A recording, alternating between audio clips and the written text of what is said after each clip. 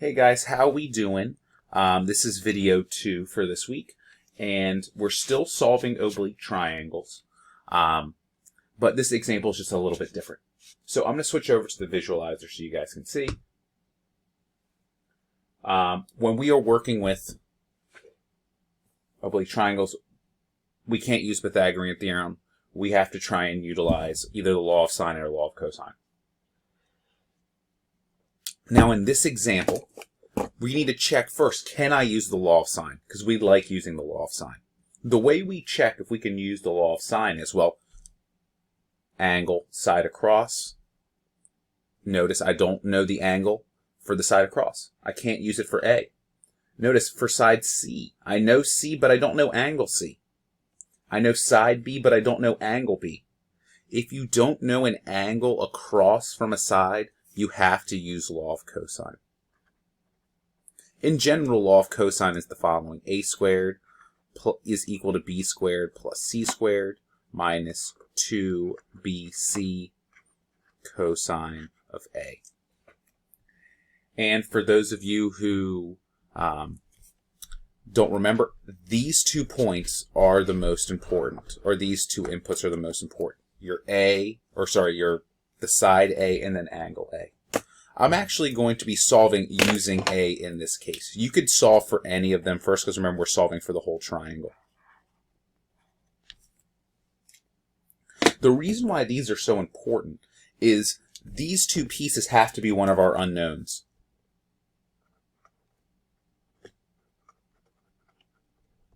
One of them has to be our variables. In this case, it's going to be angle A. So angle A is our unknown. I'm going to write that in. And the side across from it is our 14.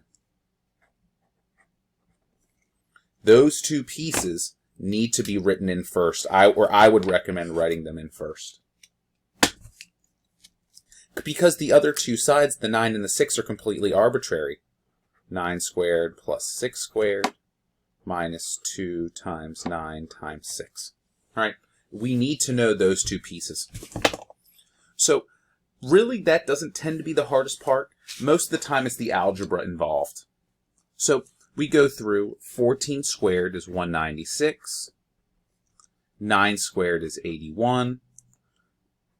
6 squared is 36. 2 times 9 is 18.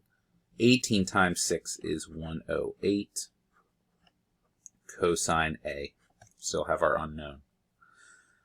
The next thing we're going to do is we're actually going to combine our 2 constants on this side. We have like terms. 81 plus 90, or 81 plus 36 is 107, or let me double check that. I think it might be 117. 81 plus 36, 117. Forgot to carry the 1 there.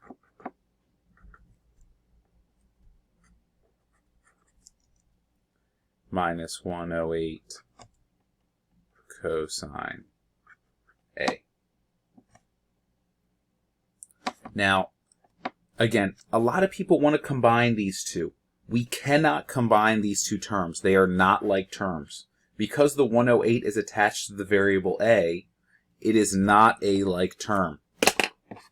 So what we're going to do is we're going to subtract the 117 from both sides.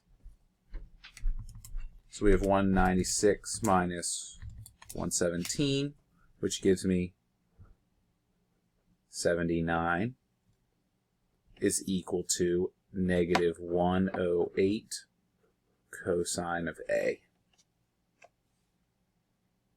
Right? We got to try and isolate the A. Remember, our goal is to get A by itself. So in order to do that, I'm going to divide both sides by negative 108. And we're going to get cosine of A is equal to, let's do this math here, divided by 0.8 is negative 0.731. So we're getting closer. We still need to get A by itself, right? Now, remember, the way we undo cosine, because cosine is with A, we need to do cosine inverse of both sides, or arc cosine. That makes these cancel out. And we get A is equal to, we can put this into our calculator, second cosine of negative 0.731. And we're going to get 137 degrees. I'm rounding to the nearest degree, just to make it a little bit easier for us math-wise. And I'm going to put that on our triangle. 137. So again, when reviewing law of cosine in full, big thing, make sure you select these properly. Make sure you select those properly. These two need to be opposite of one another in the diagram, and that's why they're opposite of one another in the formula as well. Do the algebra as mimicked here when we're solving for an angle. It's very, very simple. But what's different about this week than last week is, notice, we still have to keep solving. So the nice thing is, I know that what most of us prefer law of sines, is after you've done the law of cosine, notice, we know an angle and we know a side across from it. So now we can use the law of sine.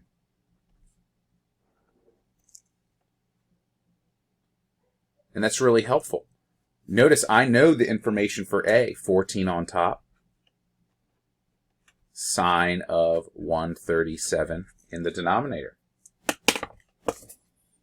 And let's pick. Let's say we want to solve for B, right? B is another one. You could solve for C. It would be up to you. 9 goes in the top because the side goes in the top. Sine of B. Now we have our law of sine equations just like from the previous video, and we can solve for B. Now I'm not actually going to go through those steps. We did it in the last video, and I'm trying to keep these videos a little bit shorter. So we would cross multiply and we could find B. After we find B, we could repeat a process for C, or we could use the triangle sum theorem that we looked at in the first video. Because if you know two angles in a triangle, very easy to find the third. Well, I hope you guys are doing well. We got one more video for this section. We're going to look at an application of finding all these pieces. But I hope you guys are doing well. Make sure you watch these videos, taking notes. If you have questions, let me or your teacher know. Catch you guys later. Where's the exit?